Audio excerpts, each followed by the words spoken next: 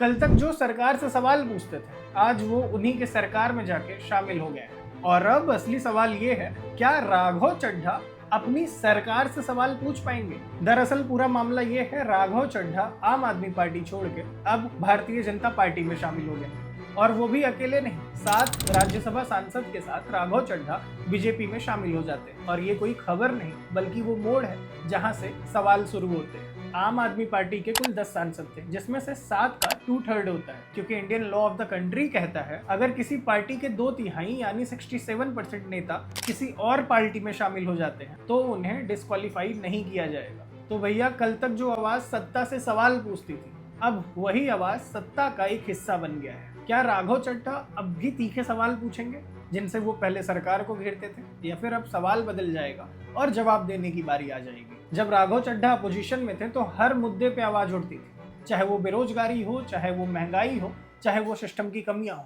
क्या अब भी वैसे ही सवाल राघव चड्ढा अपने ही पार्टी से करेंगे? और अब राघव चड्ढा बीजेपी का एक हिस्सा बन चुके हैं, क्या राघव चड्ढा अब भी वैसे ही सवाल पूछ पाएंगे जैसे वो सरकार से पूछा करते थे, या फिर राजनीति का वही पुराना नियम लागू होगा? ये जनता राघव चड्ढा को इसलिए नहीं पसंद की कि वो आम आदमी पार्टी में थे या फिर बीजेपी में शामिल हो गए। नहीं, राघव चड्ढा को लोग इसलिए पसंद करते थे क्योंकि वो सवाल उठाते थे, वो सच का साथ देते थे। क्या अब भी राघव चड्ढा सवाल उठाएंगे?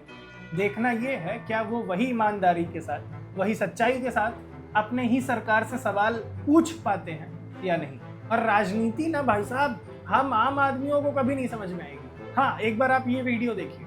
और मेरा ये मानना है कि बीजेपी एक गुंडों की पार्टी है, अनपढ़ गुंडों की पार्टी है। वो सिर्फ गुंडागर्दी करते हैं और पेट्रनेज देते हैं गुंडों को। बीजेपी एक गुंडों की पार्टी है, एक अनपढ़ गुंडों की पार्टी है, ऐसा हम नहीं कह रहे, ऐसा राघव चड्ढा जी कहते हैं। खैर, दिव्यांश नाम है मेरा और आप देख रहे थे द ब्रेक टाइम। और आपको जो भी कहना है नीचे कमेंट बॉक्स पूरा खाली है, आप अपनी राय, अपनी बात यहाँ पे रख सकते हैं।